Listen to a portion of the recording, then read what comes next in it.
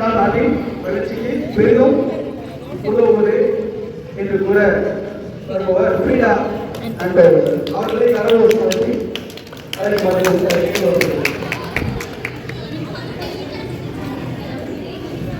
பொங்கல் விழாவிற்கு வருகை தந்துள்ள என் நடுவர் அவர்களுக்கும் என் பள்ளியின் தலைவர் அவர்களுக்கும் மாணவ செல்வங்கள் அனைவருக்கும் என் வணக்கத்தை தெரிவித்துக் கொள்கின்றேன். மாசி மாதம் இளைய காலம், ஆமாம் நடுவர்களே, இலை உதிர்ந்துவிட்ட காலம். சித்திரை மாதம் சூரியன் உச்சத்திற்கு வருகின்ற காலம். அனைவருக்கும் பொங்கல் தின வாழ்த்துக்களை சொல்லி என் உரையை தொடங்குகிறேன். நம்ம எல்லாரும் ஓடும் ஆடும் உழைக்கிறோம். எதுக்காக நடுவர்களே? சாப்பாடு சாப்பாடு உழைக்கிறோம்.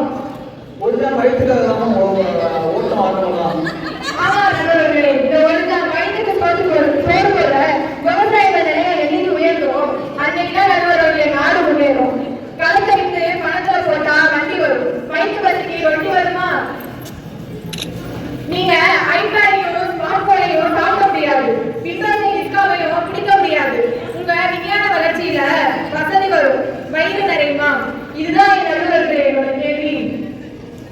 முன்னாடிலாம் ஓட தண்ணியில குளிச்சாங்க, யாருக்கும் எந்த நோயும் இல்லை. இப்ப ஒரு பேர் தண்ணியில குளிக்கிறாங்க. அதனாலதான் நடுவர்கள் எல்லாத்தையும் இன்னொரு நோய் வந்து கிடக்கு. நானும் ஊர்ல இருந்து வந்தா எங்க வீட்டெல்லாம் எப்படிமா இருக்க, நான் குண்டாவே போனாலும் ஏமா சாப்பிடுறது இல்லையா, ஏமா அப்படி ஒல்லியா இருக்க அப்படின்னு கேட்கிறாங்க. ஆனா இப்பெல்லாம் ஊர்ல இருந்து போனா பட்டணி சாதனை எடுத்து வந்தியாமா அப்படிதான் நடுவர்கள் கேட்கிறாங்க. இப்பெல்லாம் மழை பெய்யா யாருமே பிடிக்கிறது நடுவர்களே. இப்ப தொழில்நுட்பம்லாம் வேலைக்கு போக முடியல, ஷாப்பிங் பண்ண முடியலன்ட்டு மழை பெய்ஞ்சா மழையை திங்கிறாங்க. ஆனா நான் முடிச்ச ஒரு நூற்று இருந்தாலும் எனக்கு மனைவி இறைவான்னு கேட்கறது எங்களுடைய விவசாய நாடு நடுவர்களே. நடுவர்களே, தொழில்நுட்பத்துக்கும் விவசாயத்துக்கும் ஒரே வித்தியாசம் தான்.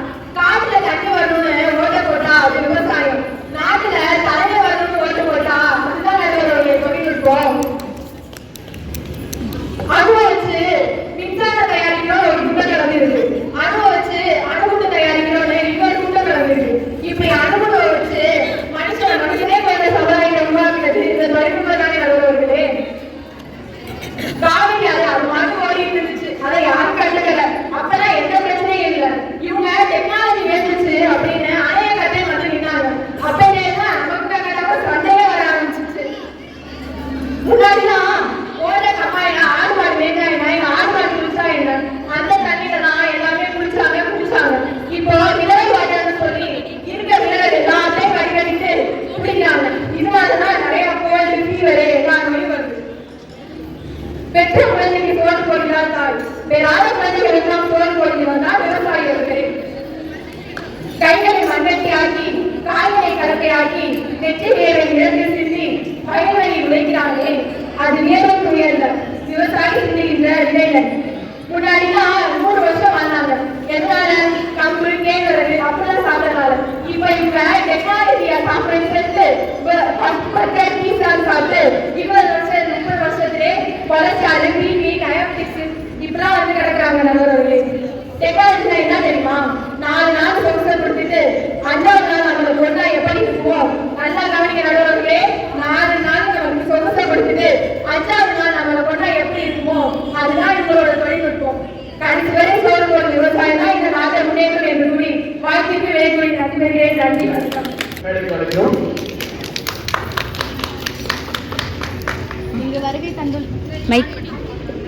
இங்கு வருகை தந்துள்ள நடுவரையா அவர்களுக்கு அனைவருக்கும் என் உற்சாகமான காலை வணக்கத்தை தெரிவித்துக் கொள்கிறேன். வளர்ச்சிக்கு பெரிதும் உறுதுணையாக இருக்கிறது தொழில்நுட்பம் தான் நான் அடுத்து சொல்லுவேன். ஏன்னு பாத்தீங்கன்னா பொருளாதாரம், கல்வி, வணிகம், மருத்துவம் அப்படின்னு நிறைய துறைகள் வந்து நம்மளுக்கு தொழில்நுட்பமாக தான் நாடு வளர்ச்சி அடைந்தது நான் சொல்லுவேன். இப்போ உதாரணத்துக்கு நம்ம எடுத்துக்குவோம் வணிகம் மற்றும் பொருளாதாரம். இப்ப பாத்தீங்கன்னா நீங்க வந்து நம்ம நாட்டுல ஒரு உற்பத்தி ஒரு பொருளை உற்பத்தி பண்ணுவோம். அந்த பொருளை வந்து உலக சந்தைகளை நீங்க வந்து தெரிஞ்சுட்டு அதை வந்து விற்கணும் அப்படின்னு சொன்னா உங்களுக்கு தொழில்நுட்பம் சொல்லக்கூடிய ஒரு மூலம் வந்து பயன்படுது. தொழில்நுட்பமே இல்லாம உங்களால உலக சந்தைகளை இனிமே பண்ண முடியாது. அப்படின்னு இருக்கும்போது தொழில்நுட்பம்லாம் வந்து அந்த வணிகத்துல வந்து நம்ம வந்து வளர்ச்சி அடைறதுக்கு உறுதுணையா இருக்கு. இன்னொரு என்ன அப்படின்னா ஏஐன்னு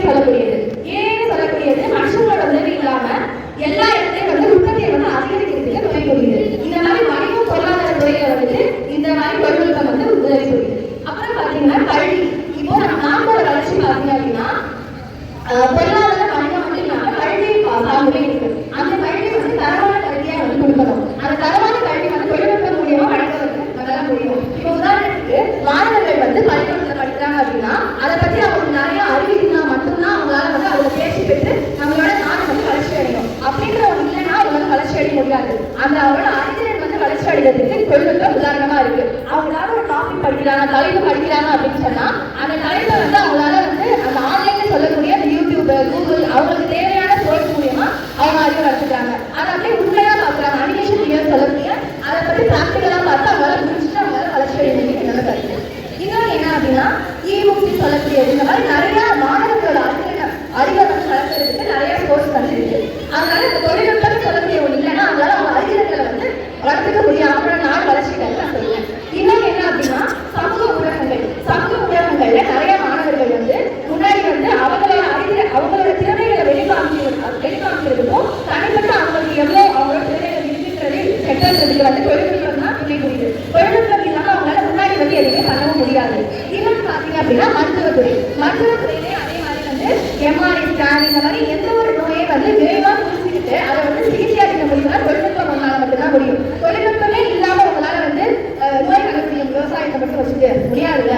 அது மாதிரி வந்து எல்லா துறைகளையும் வந்து தொழில்நுட்பம் தான் பெஸ்ட்னு நான் சொல்லுவேன். இன்னொன்று வந்து டெலிமெடிசன் சொல்லக்கூடிய ஒரு தொலை மருந்துகள் அது மூலியமா கிராமப்புறத்தில் இருக்க எல்லாருக்குமே வந்து அவங்க நோயை கண்டுபிடிச்சு அதை வந்து தீர்க்கிறதுக்கு தொழில்நுட்பம் இருக்கு. தொழில்நுட்பம் ஒரு விஷயம் இல்லாம அவங்களால கல்வியா இருக்கட்டும், பொருளாதாரமா இருக்கட்டும், வணிகமா இருக்கட்டும், மருத்துவமா இருக்கட்டும் எதுலையுமே வந்து அவங்களால நம்ம நாடு வந்து முன்னேற்ற முடியாதுங்கிறது என்னோட கருத்தா இருக்கு. அதனால வந்து நம்ம நாட்டோட வளர்ச்சிக்கு பெரிதும் உறுதுணையாக இருக்கிறது வந்து தொழில்நுட்பம் தான் சொல்லி என்னோட உரை ஐயா அவர்களுக்கும் என் இனிய ஆசிரியர் அவர்களுக்கும் அனைத்து ஆசிரியர்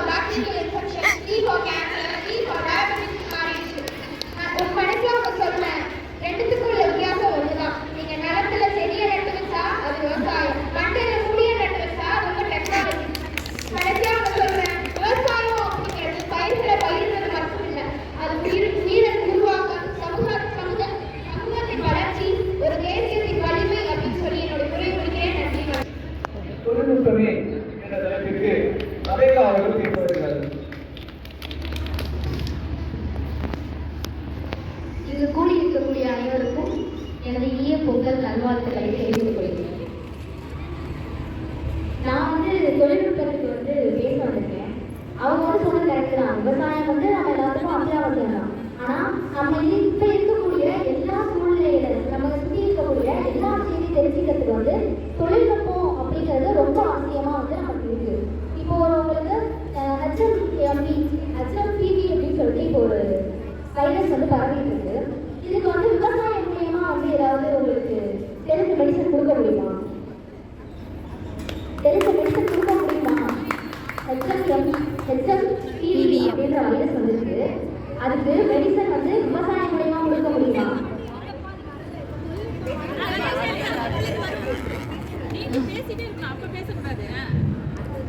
அதுக்கு விவசாயம் மூலியமா தர முடியும். ஆனா அதுக்கு முக்கியமா பயன்படக்கூடியது எது அப்படின்னா நம்ம தொழில்நுட்பம் மூலியமா நமக்கு அதை கண்டுபிடிக்க போறாங்க. அதுக்கு நம்ம தொழில்நுட்பம் அப்படிங்கிறது ரொம்ப அவசியமான இருக்கு. அவங்க அப்படின்னாங்க சொன்னாங்க, மழை எல்லாரும் பெய்யுது, இப்ப இருக்கவங்களுக்கு மழை பிடிக்க மாட்டேங்குது, ஷாப்பிங் போக முடியல அப்படின்னு சொல்லி இப்ப இருக்கவங்க எல்லாம் சொல்றாங்க. நீங்க அறுவடை பண்றதுக்கு முன்னாடி மழை அதிகமா பேச நீங்க தான் சொல்லுவீங்க. அதனால மழை நமக்கு முக்கியம். தொழில்நுட்பம் நம்ம எல்லாருக்கும் நம்ம வாழ்க்கையில எப்படி விவசாயமும் நம்ம வாழ்க்கையில அத்தியாவசியமா இருக்கும் அப்படிங்கிறதோ அதே மாதிரிதான் நம்ம தொழில்நுட்பமும் நம்ம வாழ்க்கைக்கு முக்கியம் அப்படின்னு சொல்லி என்னோட உரையை முடிச்சு சொல்லிடுறேன்.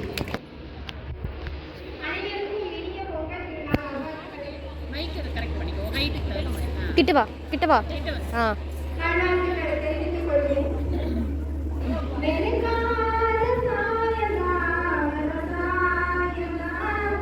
விவசாயத்தினை பற்றி கவிதை எழுத நினைத்தேன். கடைசியில் கவிதை எழுதிய இதையினால் விவசாயம் இல்லை என்பதற்கு எழுதி முடித்தேன். பெற்ற பிள்ளைக்கு சோறு போடுவதும் தாய், பெற்ற பிள்ளைக்கு சோறு போடுவதும் தாய், பெறாத பிள்ளைகளுக்கும் சோறு போடுவதுதான் விவசாயம். நடுவர்களே, பண்டிகை நீங்க ஏதாவது சொல்லுங்க. ஏதாவது பண்டிகை சொல்லி சொல்லுங்க.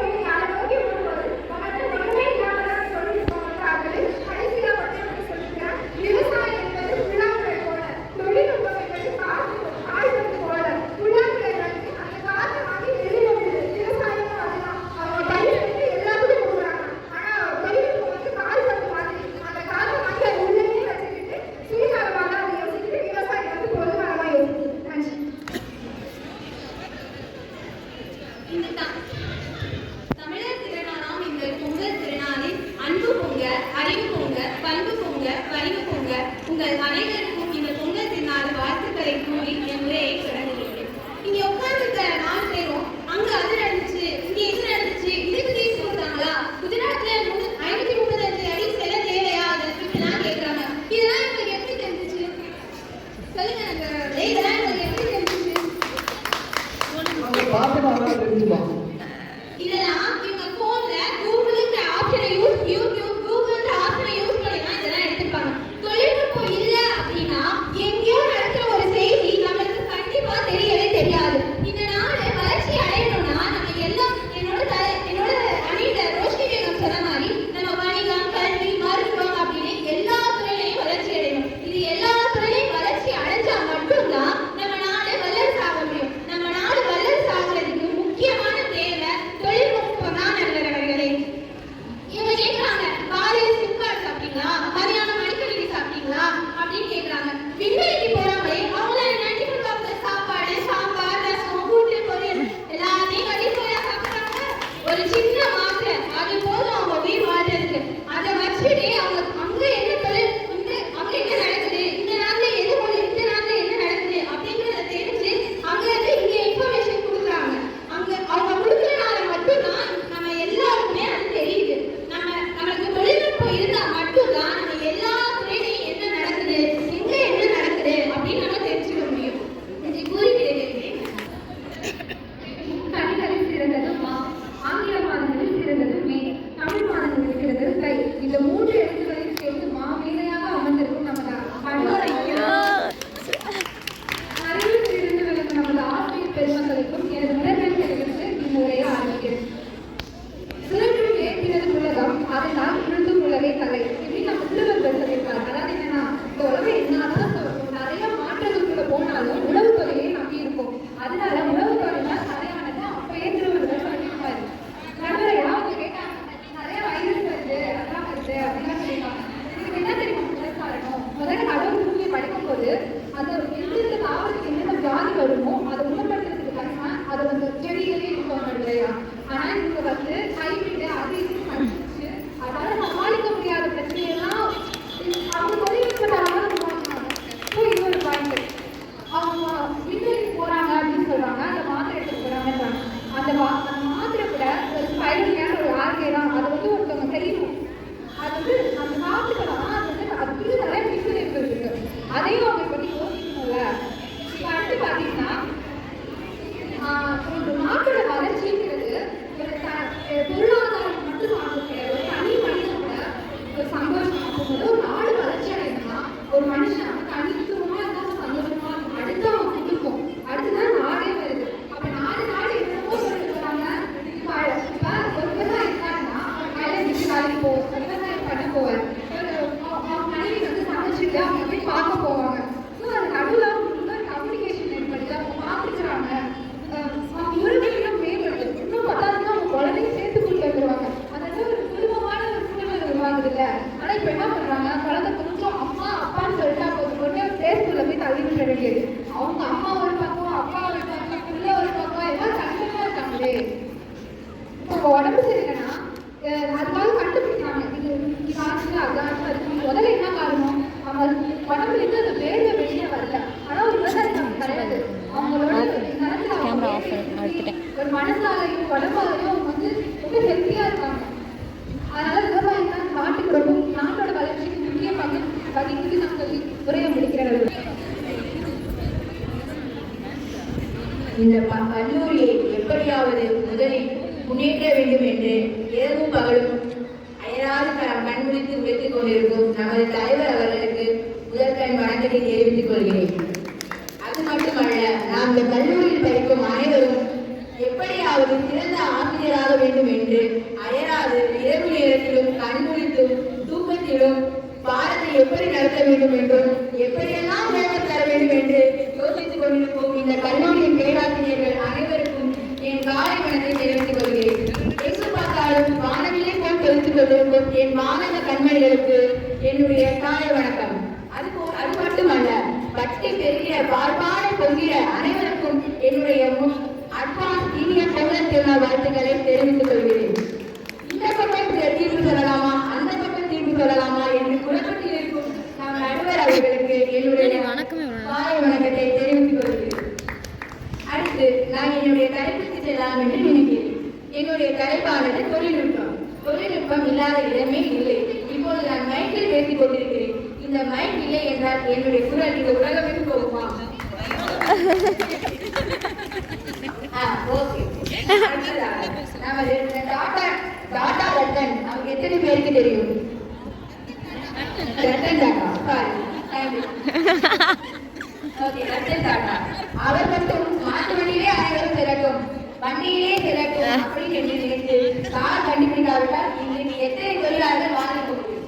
விவசாயத்திலே இருந்தார். அவர் கண்டுபிடித்த அந்த கருவிதான், அந்த கார் தான் பல குடும்பங்கள் இன்று வாழ்வதற்கு காரணமாக உள்ளது.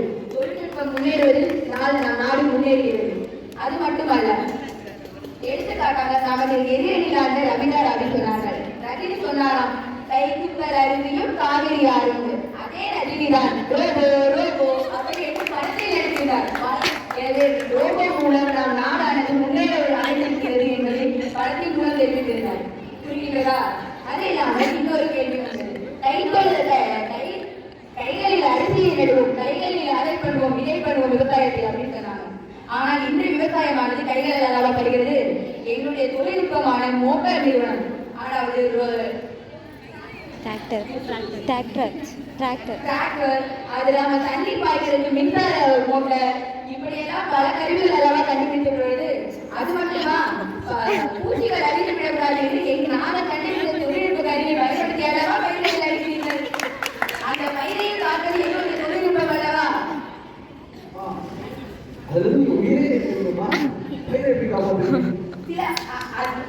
பயிர்கள் அது நல்ல கெட்ட காரணங்களாக இருக்கும். ஆனால் நாங்கள் என்ன பூச்சிகள் நல்ல பார்த்து காப்பதை அந்த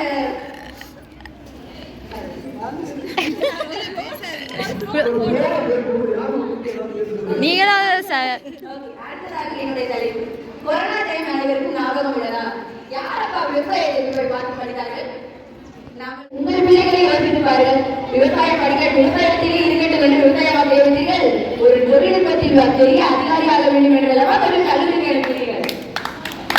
ஏன் விவசாயியாக இருக்க வேண்டும் என்று நீங்கள் நினைக்கவில்லை. விவசாயம் தான் நாட்டுக்கு முன்னேற்றம் அடைகிறது என்று நினைத்தால் நீங்கள் ஏன் கல்லூரிக்கு அனுப்புகிறீர்கள்? வீட்டிலே வைத்து விவசாயம் தெரிந்து கொள்ள வேண்டியதானே? விவசாயம் படிக்கிறதுக்கே கல்லூரியில படிக்கிறாங்க. அடுத்ததாக என்னுடைய சிறு தலைவர் சொல்லி என் தலைப்பை நான் முடித்துக் கொள்கிறேன். அந்த காலத்தில் பெண்கள் எல்லாம் வீட்டுக்கு வெளியே செல்லும் என்றால் பயந்து கொண்டே இருப்பார்கள் பெற்றோர்கள். ஆனால் இப்பொழுது அப்படி கிடையாது. ஏனென்றால் கைபேசி உள்ளது. அரை மணி நேரத்துக்கு ஒரு தடவை போன் எடுத்து தன் தாயானவர்கள் மகன் எப்படி உள்ளார் எப்படி உள்ளார் என்பதை கேட்டு தைரியமாக அனைவரும் வீட்டில் உள்ளார்கள். அதற்கெல்லாம் காரணம் என்னன்னா தொலைபேசியை வைத்திருந்தார். அது மட்டுமல்ல, இன்றைய காலத்தில் அன்றைய காலத்தில் இரவு 10 மணிக்கு வெளியே செல்ல வேண்டும் என்றால் பயப்படுவார்கள் பெண்கள். இன்றைய காலத்தில் 10 மணிக்கு சென்றாலும் பெண்கள் பயப்படுவதில்லை. அதுக்கு காரணம் என்ன? கைபேசியில் உள்ள கால உதவியார். நமக்கு ஆபத்து ஏற்பட்டால் அதை கிளிக் போலீஸ்காரர்கள் விரைவாக அவர்களை கைது செய்வார்கள். அந்த அளவுக்கு தொழில்நுட்பத்தினால் பல முன்னேற்றம் அடைகிறது. பெண்கள் எல்லாம் வேலை செல்லக்கூடாது, வீட்டிலேயே அலுவலகத்தை கொடுக்க வேண்டும் என்று சொன்னார்கள். அவர்களுக்கெல்லாம் உதவியாக இருக்க வேண்டும் என்றால் வாஷிங் மிஷின், துணி பருகிற மிஷின் என்றெல்லாம் பெண்கள் பல பேர் வேலைக்கு செல்வதற்கு காரணமே தொழில்நுட்பம் தான். இல்லை என்றால் அடுத்த பெண்களுக்கு படிப்பதற்கு என்று சொல்லி அவர்கள் முடிச்சிருப்பார்கள். இப்படி தொழில்நுட்பத்தினால்தான் என்னுடைய பெண்களும் நாட்டிலும் பல முன்னேற்றங்கள் அடைகிறது என்று சொல்லி என் தலைப்பை முடித்துக் கொள்கிறேன்.